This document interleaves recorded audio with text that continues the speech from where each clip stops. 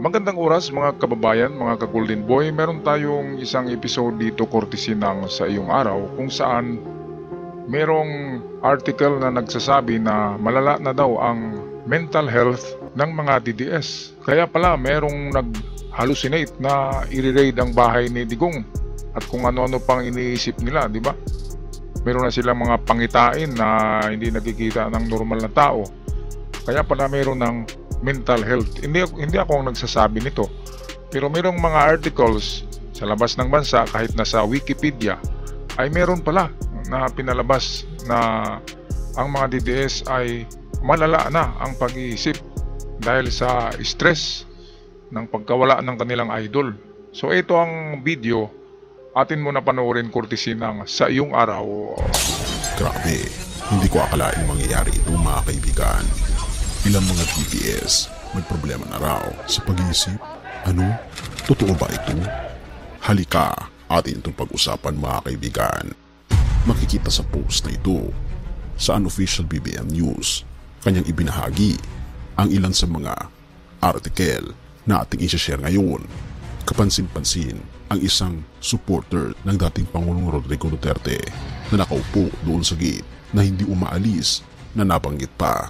Kaya kung magtiis, makauwi ka lang na tumutukoy sa dating Pangulong Rodrigo Duterte. Ito ang mga sinasabi ko mga kababayan doon sa dahig, di ba? Yung mga taga-Europe na nagtatrabaho diyan sa Netherlands, mga Pilipino sa Europe na nandiyan sa Netherlands, nagrarally ng kung ilang linggo, di ba? At yung iba ay nag-resign na daw sa trabaho kasi gustong full-time na magrarally sa dahig. Kaya meron na ngang mental health. Bakit nagkaganito, di ba? Nagkaganito ito dahil sobra ang kanilang pagiging panatiko, parang believer, parang sa tingin kasi nila Diyos si Digong eh. Ano bang klaseng Diyos yan? Diyos ng ng impyerno o Encantadia? O saan bang galing Diyos na yan? Meron kasing mga tao talaga na mabudol-budol ang isip, at kapag nabudol-budol na sila, kapag yung kanilang utak ay na-manipulate na ng itong doctrine ng China ni Digong, ay hindi na sila makalabas sa paniniwala. Katulad ng meron akong kasama sa trabaho, dalawa. Professionals yun ha. Hindi ko akalain na mga diehard pala sa kay Digong. Nang tingnan ko yung computer nila, ang dami-daming nakasave na picture ni Sara sa ni Digong. Sabi ko, naku, nabudol-budol na naman ang isip nito. Merong mental health ang mga ito, hindi maka-move on, hindi makapaniwala sa talagang totoong nangyayari. Kaya dito, courtesy ng Sa Iyong Araw, makikita natin kahit Wikipedia ay merong artikulo na nagsasabi na mental health ang problema ng mga DDS. Kaya pala, kahit sa dahig ay kung ano-anong, kahit yung nasa yung sa Dubai ba yun na merong 20 ka OFW na mga nakulong dahil sa pagrarally. Merong mga mental health pala yun. Hindi natin alam. Sa labas ng bansa, merong mga eksperto sa mental health. Sa atin wala eh. Walang eksperto na mga doktor sa mental health sa Pilipinas. Kaya kung yang si BP Sara dalhin yan sa doktor ng mental health, doctors, ay talagang merong resita yan. Riresitahan talaga yan. Pati yung bakla na nagpakalat na merong i-raid daw ang bahay ni Digong. Pati yung si Kitty Duterte, di ba? Ang tingin natin napapraning sila pero hindi. Meron palang mental health. Ito ang issue ngayon. Balik tayo kay Sa Iyong Araw. At ayon nito sa report, mental health ng mga pro-Duterte lalong lumalala nitong Abril ayon sa eksperto. Napansin daw ng isang kilalang psychiatrist sa Quezon City umano na may problema umano sa pag-iisip ang ilang mga pro-Duterte daw dahil sa pagkakalulong sa usaping politika. Kapansin-pansin dito na may significant correlation ang mental health impact sa politics at hindi ko akalaing mangyayari ito. Pero ito na nga tayo, may mga DDS daw na may problema na sa pag-iisip. Totoo ba ito? Hindi lang basta chismis, may report na raw.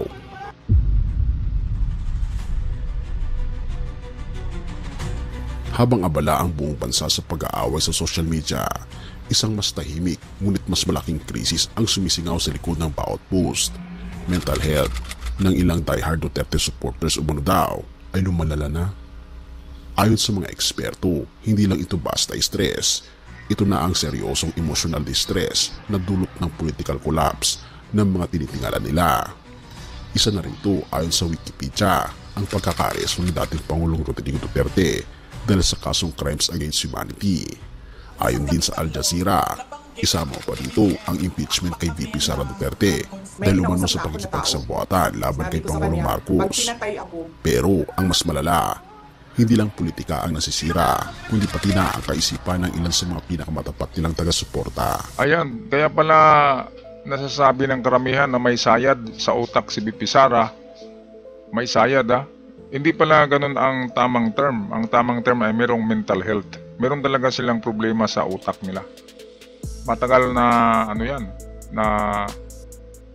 na proseso bago magkaganyan ng utak. Siguro sunod-sunod na problema na hindi nila nailabas, di ba? At hindi na kaya ng kanilang utak.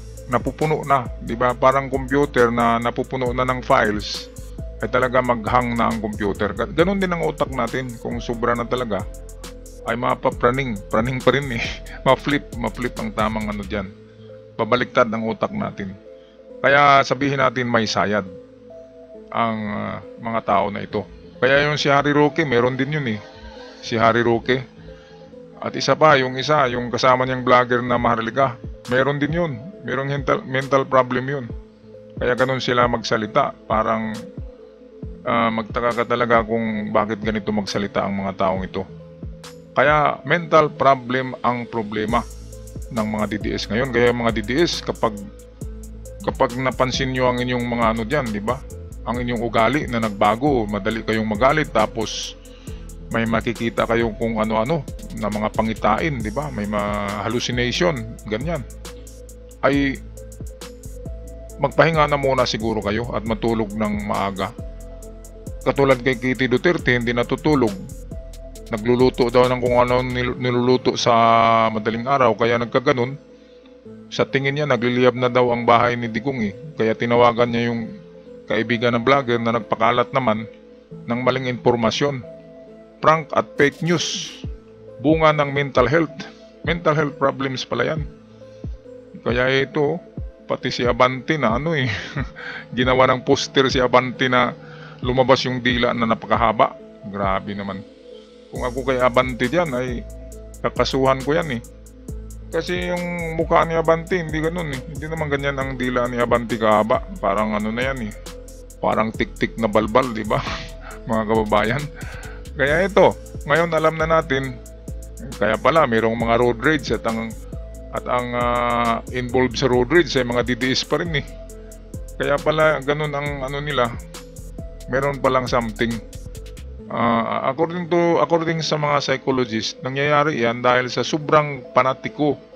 Yung para bang naniwala ka ng Diyos, katulad natin, naniniwala tayo kay Jesus Christ. At kapag nilapastangan ng Diyos ay magagalit tayo. Ganyan na level na fanatism ang binigay nila kay Duterte. So ibig sabihin, kahit hindi sinabi nila na Diyos si Duterte, ay ganun na level ang naabot ng kanilang utak. Sobrang believe nila na parang Diyos na ang tingin nila kay Digong. Kaya kung makulong si Digong ay magagalit sila.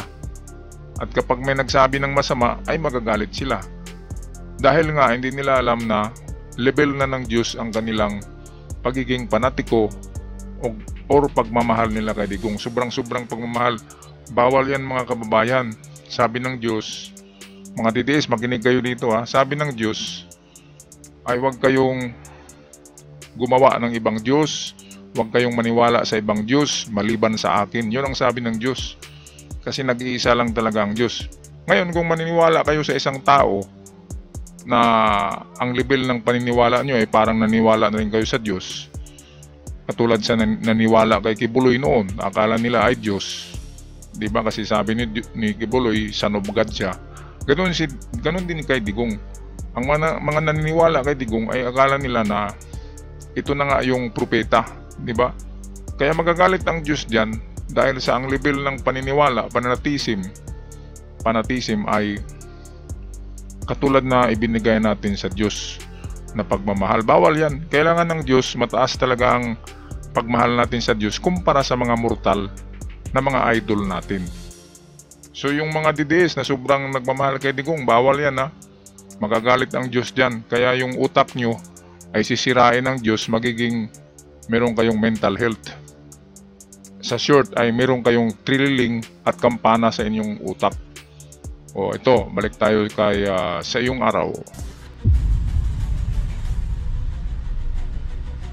Sabi ng mga eksperto mula sa Inquirer Opinion, ang biglang pagbagsak ng political figures ay may direktang epekto sa emosyon ng mga taga-suporta.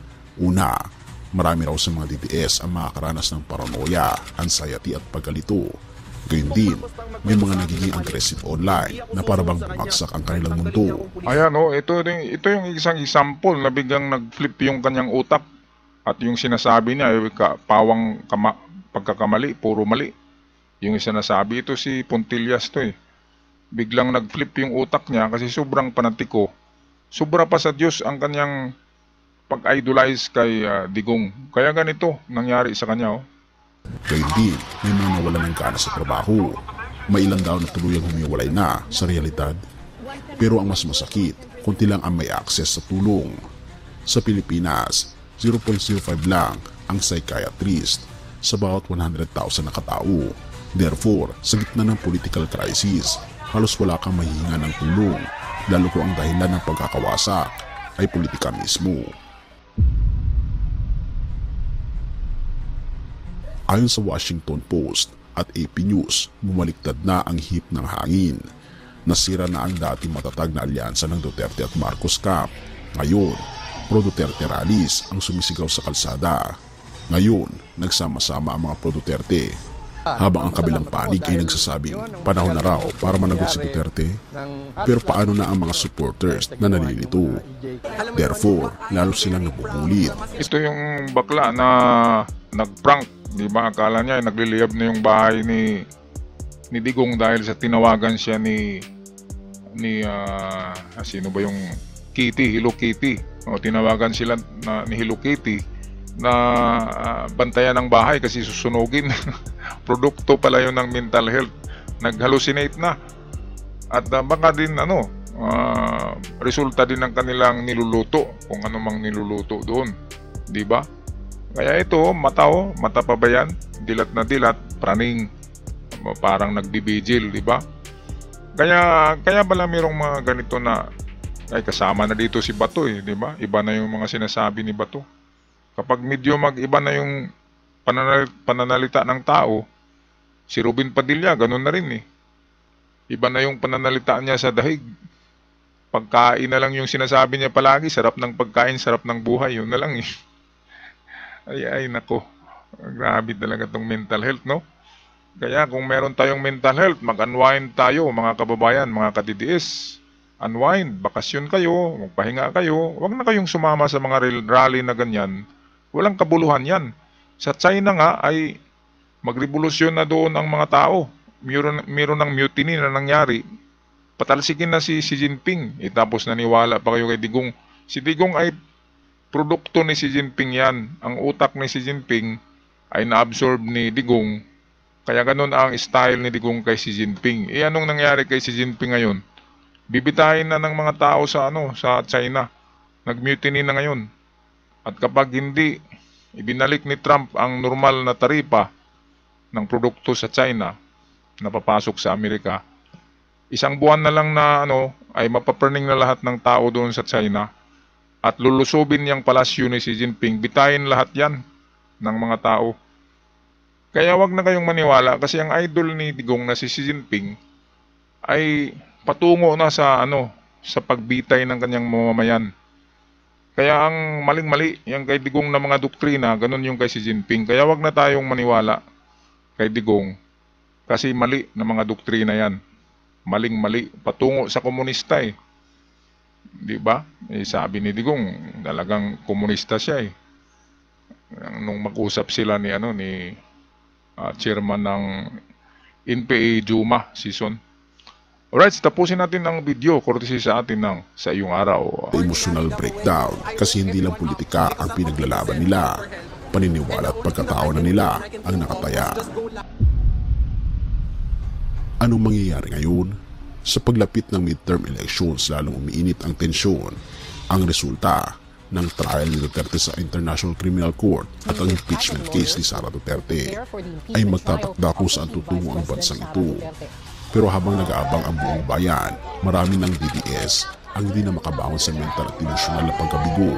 Sabi ng diplomat, kailangan kumilos ng pamahalaan at civil society para tugunan ang epekto ng political stress sa mga mamamayan. Ayan, so kailangan na pala diyan ng intervensyon ng gobyerno sa mga mental health na yan. Alangan naman na huhulihin yung mga DDS na nagresisigaw diyan, di ba? Sabihin naman nila na hindi sila baliw. Pero ang katotohanan ay kinakain na yung utak nila ng mikrobyo na dala ng China, na dala sa itong prinsipyo ni Xi Jinping at ni Digong. Kaya kung merong something na sa atin, mga kababayan, mga ka-DDS dyan, na parang napansin na ng inyong anak na merong nagbago sa inyo, sa ugali nyo, sa pagsalita nyo, sa mata nyo, ang mata nyo ay parang kay BP Sara na, umiikot na, kapag ganyan na, ay meron ng something, at yan ay mental health, at magpahinga na kayo. Diba? Kasi hindi naman kayo tinutulungan ni Digong. Kung yumayaman si Digong, kahit piso, wala siyang ibinigay sa inyo. Yan ang katotohanan. Bilyon-bilyon ang pumapasok sa kanilang bank accounts, hatid sa kanila ng mga inchik. At walang ibinigay sa inyo kahit anong loyal-loyal nyo. Walang ibibigay sa inyo. Ang magpaganda ng buhay natin ay sariling kamay natin, sariling kayod natin ang magdala sa atin patungo sa tunay na tagumpay. Yan, tunay na tagumpay ha. Yung tunay na tagumpay na yan ay sariling kayod natin yan. Hindi yan galing kay Digong. Kaya wag nyong isipin na Diyos nyo si Digong. At kung makulong man yun, ay wag kayong magsimpatiya. Bakit kayo ma-stress kung makulong? Hindi naman kayo pinakain, di ba? Yan ang katotohanan. Kaya mulat ang mga mata. Ako, mulat ang mata ko eh. Noon, nabudol-budol ako niyang Digong na yan na bumpist nung pag-upo niya. Pero after a year ay namulat na ang mata ko dahil ang utak ko ay hindi ito mabudol-budol. Ibang klase itong utak ko, hindi ito tatabla ng budol-budol. Kasi alam kong mga style ng budol-budol, mga kababayan. Alright, so maraming salamat sa iyong araw, courtesy video, at sa mga giliw nating subscribers. Maraming salamat, at sa mga bago pa lamang nakabisita, huwag kalimutan mag-subscribe sa ating channel. Malaking tulong sa akin at sa ating mga kababayan. Hanggang sa muli, paalam!